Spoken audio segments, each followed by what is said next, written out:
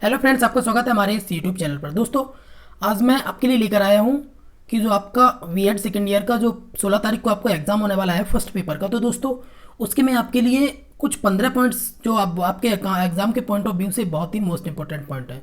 ठीक है दोस्तों, तो मैं इनको लेकर आया हूँ, आप इनको अच्छी तरीके से देख लें और आपके एग्ज़ाम में इन 16 पॉइंट जो हैं, 15-16 पॉइंट हैं, इन पॉइंट में से आपके लगभग 2 से 3 पॉइंट तो 100% कल आने ही आने हैं। चलिए दोस्तों, इसी के साथ आज की इस वीडियो को शुरू करते हैं। दोस्तों, अगर आप चैनल पर नए हैं तो चैनल को सब्सक्राइब कर लें, साथ में बेल आइकन को प्रेस कर लें, जिससे आपको हमारी नई वीडियो की नोटिफिकेशन मिले सबसे पहले। दोस्तों, आज हम बात करते हैं बौद्धकालीन शिक्षा की। तो दोस्तों, बौद्धकालीन शिक्षा का जो समय है वो 600 ईसा पूर्व से लेकर 1200 ईसा पूर्व तक माना जाता है। कितना दोस्तों? 600 से लेकर 1200 ईसा पूर्व तक। और दोस्तों, इसके जो प्रवर्तक थे वो थे महात्मा बुद्ध। महात्मा बुद्ध बौद्ध धर्म के प्रवर्तक थे। मीन्स महात्मा बुद्ध, इनका जो टाइम पीरियड है महात्मा बुद्ध का, वो 563 ईसा पूर्व से लेकर 483 ईसा पूर्व तक है। ठीक है दोस्तों, चलिए इन्हीं से रिलेटेड कुछ पॉइंट देख लेते हैं कि जो हमारे एग्जाम के पॉइंट ऑफ व्यू से बहुत इंपॉर्टेंट है। दोस्तों, हमारा जैसे अगला पॉइंट है कि बौद्ध काल में जो शिक्षा के केंद्र थे वो मठ या संघ होते थे। संघ को ही हम विहार भी कहते थे। मैं आपको बता दूं कि आपका जो मठ जो वर्ड है, ये जो वर्ड है, ये वाला वर्ड संस्कृत का वर्ड है। लेकिन दोस्तों, जब बात की जाए विहार की, तो ये विहार जो वर्ड है, ये वर्ड पाली भाषा का शब्द है। किसका है ये? पाली भाषा का शब्द है विहार। ठीक है दोस्तों, तो आपको कंफ्यूज नहीं होना है मठ और विहार में। लेकिन अगर बात की जाए कि आपकी जो पुस्तक है उसके अनुसार, तो दोस्तों इसके अनुसार दे रखा है कि जो मठ हैं वो प्राथमिक शिक्षा के केंद्र हैं और जो विहार हैं वो उच्च शिक्षा के केंद्र हैं। ठीक है दोस्तों, तो आपको कंफ्यूज नहीं होना है बिल्कुल से भी। बात करते हैं बौद्ध काल में शिक्षा के केंद्र, तो मठ या संघ थे। ठीक, हमारा अगला है कि बौद्ध काल में जो शिक्षा के स्तर थे वो कितने स्तर थे? तो दोस्तों 2 स्तर थे। कौन कौन से? प्राथमिक स्तर और उच्च स्तर। ठीक है, कौन कौन से थे? जो प्राथमिक स्तर था ये इसका आरंभ 6 वर्ष से लेकर 8 वर्ष की उम्र में होता था, और जो उच्च स्तर था इसका आरंभ 13 वर्ष की आयु से होता था। ठीक है दोस्तों, हमारा अगला पॉइंट है दोस्तों, मैं आपको इसी में बता दूं दोस्तों, आपका जो अगला पॉइंट है वो है कि 5वीं शताब्दी में फायान जो एक चीनी यात्री था ये भारत आया था। ये कब आया? फायान आया 5वीं शताब्दी में। ठीक है दोस्तों, और 7वीं शताब्दी में एक और चीनी यात्री था हेनसांग, जो भारत आया था। हमारा अगला पॉइंट है दोस्तों, 6वां पॉइंट है, बालकों को प्रथम 6 माह में सिद्धरस्तु, क्या सिद्धरस्तु नामक बाल पोथी पढ़नी पड़ती थी। कौन सी? मतलब पढ़नी पड़ती थी कब? जब बालक, जैसे ही बालक मठ में शिक्षा ग्रहण करने के लिए गया, तो प्रथम जो 6 माह थे उन 6 माह में उन्हें सिद्धरस्तु नामक बाल पोथी का अध्ययन करना पड़ता था, जिसमें लगभग 300 श्लोक थे। दोस्तों, कितने श्लोक थे? लगभग 300 श्लोक थे। दोस्तों, हमारा अगला पॉइंट है, बौद्ध काल में जो पाठ्यक्रम था वो धार्मिक तथा लौकिक 2 प्रकार के पाठ्यक्रम का प्रचलन था। किसमें? बौद्ध काल में धार्मिक और लौकिक 2 तरीके के पाठ्यक्रम का प्रचलन था। बौद्ध काल में शिक्षा का आरंभ पवज्जा संस्कार से होता था। दोस्तों, अगर बात की जाए कि बौद्ध काल में जो शिक्षा है वो प्रारंभ होती थी, तो उस समय कौन सा संस्कार कराया जाता था?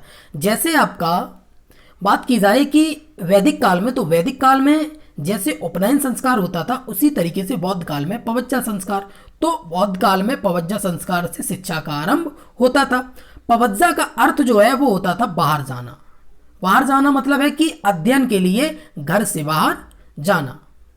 इसके बाद 10 आदेश दिए जाते थे। कितने आदेश? 10 के बाद। किसके बाद? पवज्जा संस्कार के बाद कितने आदेश दिए जाते थे? 10 आदेश दिए जाते थे।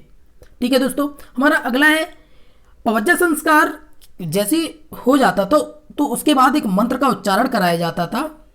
जो मंत्र इस प्रकार से है दोस्तों कि बुद्धं शरणं गच्छामि, मतलब मैं बुद्ध की शरण में जाता हूँ, इसका हिंदी रूपांतरण है। अगला है जैसे कि धम्मं शरणं गच्छामि, इसका मतलब है कि मैं धम्म की शरण में जाता हूँ। अगला है कि संघं शरणं गच्छामि, मतलब मैं संघ की शरण में जाता हूँ। दोस्तों, हमारा अगला पॉइंट इसी के साथ, पॉइंट नंबर 10, कि 12 वर्ष पे तो पवज्जा संस्कार होता था। ठीक है, और इसी के बाद 10 वर्ष पे उपसंपदा संस्कार होता था। कौन सा संस्कार दोस्तों? उपसंपदा संस्कार। इसलिए कुल मिलाकर 22 वर्ष का अध्ययन काल होता था। कितना होता था? 22 वर्ष का अध्ययन काल होता था। हमारा दोस्तों अगला पॉइंट है पॉइंट नंबर 11। 20 वर्ष के बाद शिक्षार्थी को उपसंपदा ग्रहण करनी पड़ती थी। कितने वर्ष के बाद?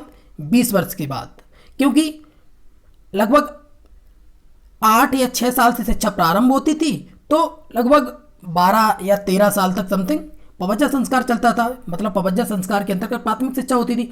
उसके बाद 20 वर्ष के बाद विद्यार्थी को उपसंपदा ग्रहण करनी पड़ती थी। उपसंपदा क्या होती थी? जिसमें 10 भिक्षुओं की उपस्थिति अनिवार्य थी। कितने भिक्षुओं की? 10 भिक्षुओं की। अब बात करते हैं कि उपसंपदा संस्कार, तो दोस्तों जिसके बाद पुरुषों को भिक्षुक एवं स्त्रियों को भिक्षुणी का जीवन व्यतीत करना होता था।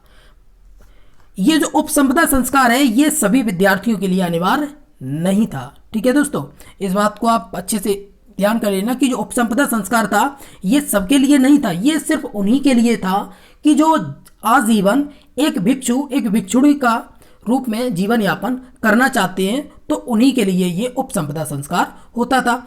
जिन्हें गृहस्थ जीवन व्यतीत करना होता था उन्हें उपसंपदा संस्कार नहीं कराया जाता था। ठीक है दोस्तों, हमारा अगला पॉइंट है बौद्ध काल में स्त्रियों का स्थान पुरुषों से नीचा था। पुरुषों से थोड़ा सा नीचा था, पर स्त्रियों को शिक्षा प्राप्त करने का अधिकार था। किसमें? बौद्ध काल में। बात की जाए बौद्ध शिक्षा के प्रमुख केंद्र, दोस्तों इनसे आपके प्रश्न बहुत बनते हैं। तो सबसे पहले बात करते हैं तक्षशिला विश्वविद्यालय की। आखिर में तक्षशिला विश्वविद्यालय है क्या? यह शिक्षा का प्रमुख केंद्र था। कौन? तक्षशिला। ये हमारा वैदिक काल में भी था और हमारा बौद्ध काल में भी ये प्रमुख केंद्र था, तथा उस समय गांधार की राजधानी थी। कौन? तक्षशिला जो थी वो गांधार की राजधानी थी। कब? जब तक्षशिला विश्वविद्यालय बौद्ध काल में गांधार की राजधानी थी तक्षशिला, वो गांधार की राजधानी थी तक्षशिला। अब बात करते हैं कि राजा भरत जो थे उन्होंने अपने पुत्र तक्ष के नाम पर यह विश्वविद्यालय तक्षशिला बनाया था। यहाँ प्रवेश जो तक्षशिला जो जगह है वो राजा भरत ने अपने पुत्र के नाम पर बसाई थी। ठीक है दोस्तों, और उन्हीं के नाम पर यह तक्षशिला विश्वविद्यालय का नाम पड़ा। यहाँ प्रवेश के समय जो छात्र आते हैं उनसे 1000 मुद्राएं ली जाती थी। कितनी मुद्राएं दोस्तों? 1000 मुद्राएं ली जाती थी। दोस्तों हमारा अगला पॉइंट है विक्रमशिला की। बात की जाए तो जो विक्रमशिला विश्वविद्यालय है यह विश्वविद्यालय नालंदा विश्वविद्यालय के बाद आता है। नालंदा के बाद प्रसिद्ध संस्था के रूप में आता है। ठीक है, इसका निर्माण 8वीं सदी के अंतर्गत, कब? 8वीं सदी के अंतर्गत पाल वंश के सम्राट थे सम्राट धर्मपाल ने करवाया था। इसके प्रमुख विषय तंत्र था। इसके अलावा अध्यात्म शास्त्र और तर्कशास्त्र की प्रमुखता भी थी। कौन कौन से? एक तो तंत्र विद्या और अध्यात्म शास्त्र और तर्कशास्त्र दिया जाता था। कहाँ? विक्रमशिला विश्वविद्यालय में। ठीक है दोस्तों, हमारा अगला पॉइंट है नालंदा विश्वविद्यालय। बिहार राज्य के अंतर्गत पाटलिपुत्र नगर के दक्षिण में स्थित है। क्या? नालंदा विश्वविद्यालय जो था वो हमारा बिहार राज्य के अंतर्गत पाटलिपुत्र के दक्षिण में स्थित था। इसमें क्या होता था दोस्तों? इसमें कैसे विषयों की शिक्षा दी जाती थी? तो इसमें वेद हेतु विद्या, शब्द विद्या, चिकित्सा विद्या, तंत्र विद्या और सांख्य विद्या आदि विद्याएं दी जाती थी। किसमें? नालंदा विश्वविद्यालय में। दोस्तों आपका इनसे क्वेश्चन ज़्यादा बनेंगे। इसमें जो विषय हैं जिनका अध्ययन कराया जाता था इनसे प्रश्न यहाँ बनते हैं। आपसे पूछ लिया जाएगा कि सांख्य विद्या जो है वो किस विद्यालय में दी जाती थी, तो दोस्तों हमें वहां लगाना होगा कि नालंदा विश्वविद्यालय में। ठीक है दोस्तों, हमारा अगला आता है वल्लभी विश्वविद्यालय। ये भी हमारा एग्जाम के पॉइंट ऑफ व्यू से इंपॉर्टेंट है। वल्लभी विश्वविद्यालय की कहानी क्या है? इसकी स्थापना मैत्रक राजाओं ने की। किसने की? मैत्रक राजाओं ने। अब बात करते हैं कि हेनसांग के समय यहाँ 6000 छात्र थे। जब हेनसांग भारत आया उस समय यहाँ कितने छात्र थे दोस्तों? तो यहाँ 6000 छात्र थे। किसमें? वल्लभी विश्वविद्यालय में। यहाँ धर्मशास्त्र, राजनीति शास्त्र, चिकित्सा शास्त्र तथा अर्थशास्त्र आदि का अध्ययन कराया जाता था। किसमें? वल्लभी विश्वविद्यालय में। इस काल में, किस काल में? बौद्ध काल में। बौद्ध काल की जो शिक्षा है इस काल में लोक भाषा तो पाली थी और शिक्षा का माध्यम भी इसे ही पाली को बनाया गया। कहीं कहीं आपको दोस्तों प्राकृत भाषा भी दे रखी होगी। प्राकृत भाषा जो है ये संस्कृत का ही बिगड़ा रूप है। अब कहीं कहीं हो सकता है कि पाली न देकर प्राकृत दे दी जाए, तो आपको प्राकृत ही टिक करना है। क्यों करना है? क्योंकि जैसे ही बौद्ध काल का उदय हुआ तो सभी को तो पाली भाषा आनी नहीं थी, तो जो लोग थे उनको संस्कृत भाषा आती थी। अब किसी को डायरेक्टली तो पाली नहीं आ पाएगी, तो इसलिए वो लोग संस्कृत का बिगड़ा रूप ही यूज करते थे, जिसे हम प्राकृत भाषा कहते थे। हमारा अगला है दोस्तों, महात्मा बुद्ध ने 4 आर्य सत्य बताए हैं। कितने आर्य सत्य बताए हैं? 4 आर्य सत्य। 4 आर्य सत्य दोस्तों कौन कौन से हैं? 4 आर्य सत्य हैं कि दुख है, दुख का कारण है, दुख का निवारण है और दुख के निवारण के उपाय है। बिल्कुल सरल है दोस्तों, दुख है, दुख का कारण है, दुख का निवारण है और दुख के निवारण के उपाय है। अब बात करते हैं कि इन्हीं 4 आर्य सत्यों में महात्मा बुद्ध ने अष्टांगिक मार्ग भी बताए हैं। कौन बताए हैं? अष्टांगिक मार्ग। अष्टांगिक मार्ग क्या है दोस्तों? ये जो है कि अगर दुख है आपको तो उसके निवारण के उपाय में आते हैं आपके अष्टांगिक मार्ग। अष्टांगिक मार्ग कौन से होते हैं? इन्हें भी याद करने का बहुत अच्छा सा तरीका है कि सम्यक दृष्टि। सम्यक दृष्टि का मतलब है कि आपने कोई चीज देखी, जैसे ही आपने देखी तो आप कुछ संकल्प लेंगे, मीन्स सम्यक संकल्प। जब आप संकल्प लेंगे तो आप अपनी वाणी से कुछ तो बोलेंगे, तो सम्यक वाणी। जब आपने वाणी से कुछ बोला तो आपको जो आपने संकल्प लिया है उसके लिए आपको कुछ कर्म करना होगा, तो सम्यक कर्मांत।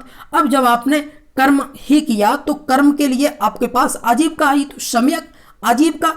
अब आजीविका जब आई तब आपको इसका डाइजेशन भी तो सही से करना है, तो इसके लिए आया सम्यक व्यायाम। सम्यक व्यायाम के बाद आता है सम्यक समृद्धि और सम्यक समृद्धि के बाद आता है सम्यक समाधि। तो दोस्तों ये थे महात्मा बुद्ध के अष्टांगिक मार्ग। दोस्तों आपको मैंने ये जो 16 पॉइंट कराए हैं ये एग्जाम के पॉइंट ऑफ व्यू से बहुत ही इंपॉर्टेंट है। चलिए दोस्तों हम बहुत जल्दी नेक्स्ट वीडियो में मिलते हैं, तब तक के लिए नमस्कार एंड बाय बाय।